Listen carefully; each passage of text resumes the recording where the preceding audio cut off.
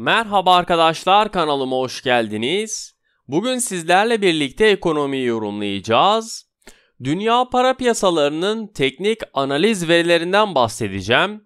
İlk olarak genel bir piyasa yorumumu yapacağım ve arkasından ons altın ve gram altınla ilgili teknik analizlerimi gerçekleştireceğim.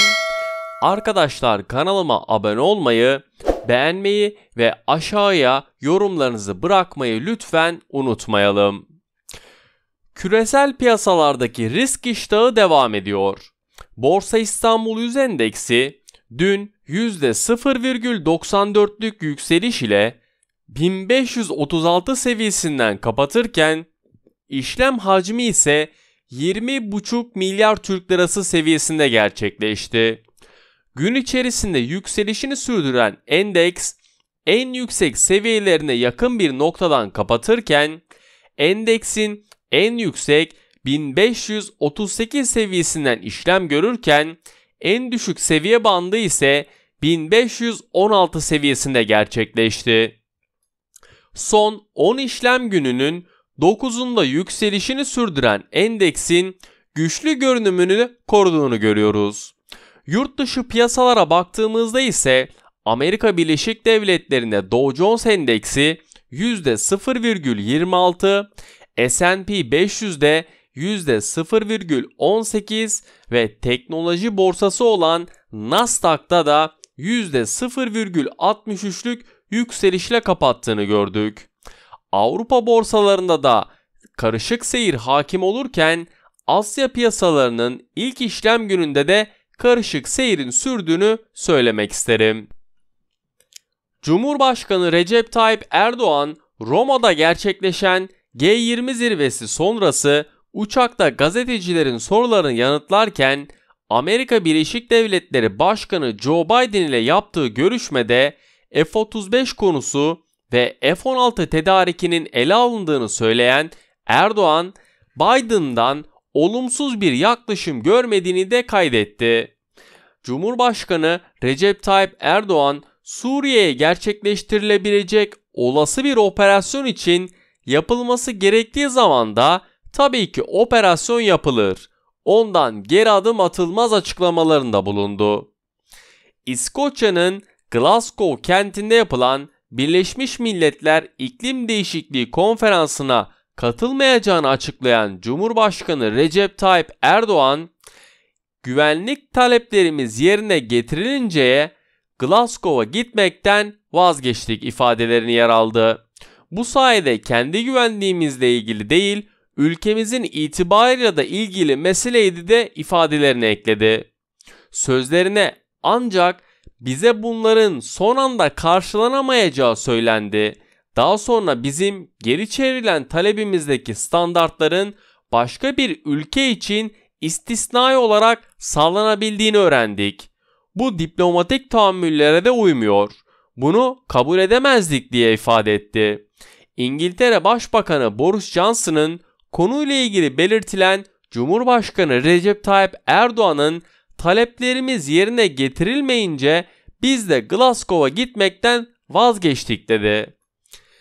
Ticaret Bakanlığı'nın açıkladığı dış ticaret rakamlarına göre Ekim ayında ihracatımız bir önceki yılın aynı ayına göre %20,2 artarak 21 milyar dolar seviyesine ulaştı.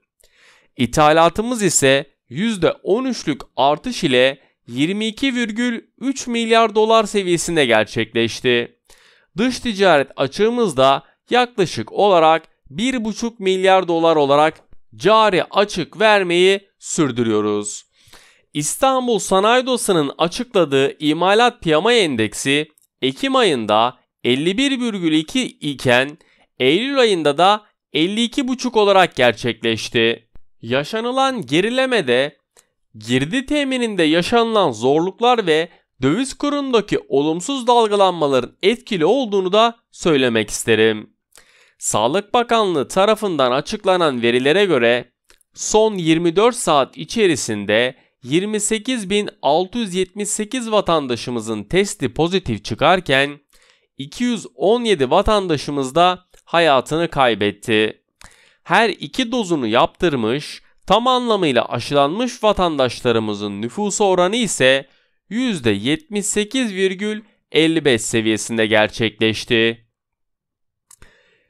Şimdi dünya para piyasalarının teknik analiz verilerinden bahsedeceğim. İlk olarak ons altında bekleme havası FED toplantısı öncesinde de sürüyor. Dolarda ve tahvil faizlerinde Amerika Birleşik Devletleri'ndeki fiyatlamalar yatay devam ederken gün içerisinde önemli destek ve direnç bölgelerinde yakından takip ediyorum. Bugün veri akışı sakin. Özellikle ons altın için 200 günlük hareketli üstsel ortalama seviyesi olan 1795 seviyesini de yakından takipteyim.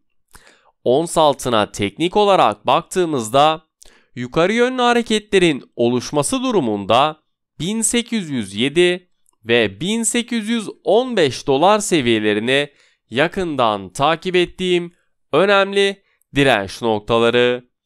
Gelebilecek olası satış baskılarını görmemiz durumunda ise 1775 ve 1760 dolar seviyelerini yakından takip ettiğim, dikkat etmemiz gereken destek noktaları. Gram altın tarafında ise gram altında piyasalarda gerçekleşen yatay fiyatlamalarla birlikte şimdilik 545 ile 555 Türk Lirası aralığındaki fiyatların oluştuğunu görüyoruz. Önemli bir haber akışı olmaması ve veri akışının da yoğun olmaması kaynaklı fiyat değişimlerinin de yarın gerçekleşecek olan FED toplantısını bekliyor olacağını da düşünmekten de geri kalmıyorum. Gram altın için gram altına teknik olarak baktığımızda yukarı yönlü hareketlerin oluşması durumunda 558 ve 565 Türk Lirası seviyelerini yakından takip ettiğim önemli direnç noktaları. Gelebilecek olası aşağı yönlü hareketlerin oluşması durumunda ise 545 ve 535 Türk Lirası seviyelerini yakından takip ettiğim, dikkat etmemiz gereken destek noktaları. Beni dinlediğiniz için teşekkür ederim.